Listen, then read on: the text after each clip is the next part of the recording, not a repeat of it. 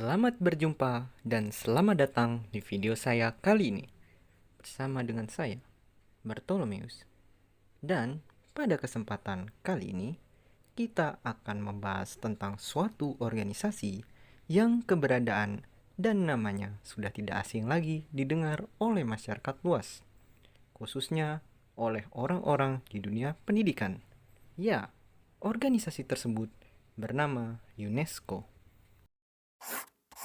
Ya, tentu sebagian besar dari kita pernah mendengar kata UNESCO. Misalnya, pernahkah kalian mendengar 7 situs keajaiban dunia menurut UNESCO? Atau pernahkah kalian juga mendengar peresmian batik sebagai warisan kebudayaan dunia oleh UNESCO? Dari sini pun kita jadi bertanya-tanya, sebenarnya UNESCO ini organisasi seperti apa sih? Bagaimana sejarahnya? Dan mengapa bisa seberpengaruh ini? Mari kita bahas lebih lanjut. UNESCO sendiri merupakan nama singkat dari United Nations Educational, Scientific, and Cultural Organization, atau yang dalam bahasa Indonesia adalah Organisasi Pendidikan, Keilmuan, dan Kebudayaan Perserikatan Bangsa-Bangsa.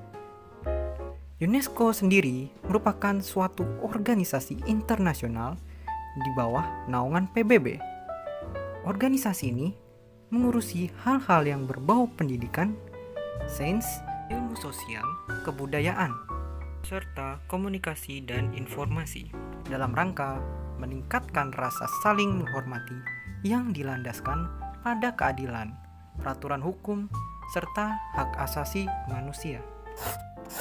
Dari situlah akhirnya terjawab mengapa UNESCO mengurusi kebudayaan-kebudayaan seperti batik di Indonesia atau piramida Giza yang merupakan situs keajaiban dunia.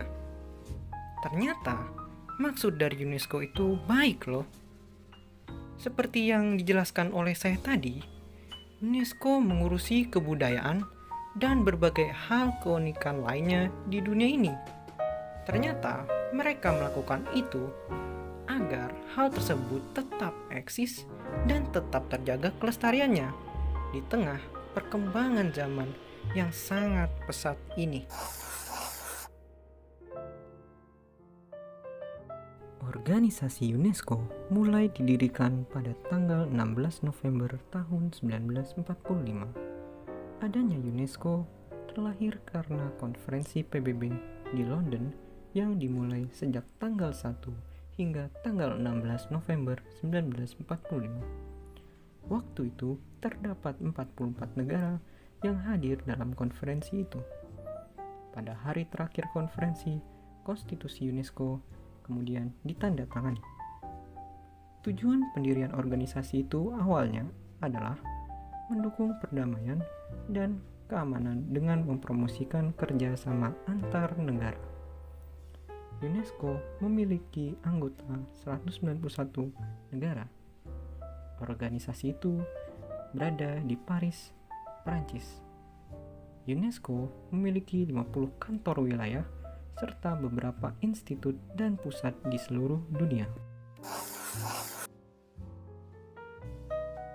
Selama 75 tahun berdiri, UNESCO sudah melakukan berbagai program atau kegiatan-kegiatan organisasi.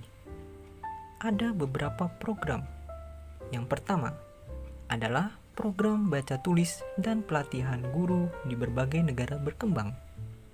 Usaha tersebut telah menjadi manfaat bagi negara-negara yang sulit maju, karena usaha tersebut telah membuahkan hasil yang baik dan telah menumbuh kembangkan negara-negara yang kurang mampu tersebut. Yang kedua, yaitu proyek sejarah dan promosi kebudayaan, seperti yang sudah saya tekankan di bagian pengertian dan tujuan. Promosi kebudayaan serta proyek sejarah ini berupa kerjasama persetujuan internasional yang bertujuan untuk melestarikan, melindungi, serta mengamankan budaya dan alam, juga memelihara hak asasi manusia. Ya, itulah pembahasan singkat mengenai organisasi UNESCO. yang merupakan organisasi yang cukup berpengaruh dalam peran pendidikan dan kebudayaan di dunia. Ternyata organisasi satu ini cukup berperan baik ya. Terima kasih telah menonton video ini. Mohon maaf apabila ada kekurangan dan kesalahan dalam pembuatan video ini.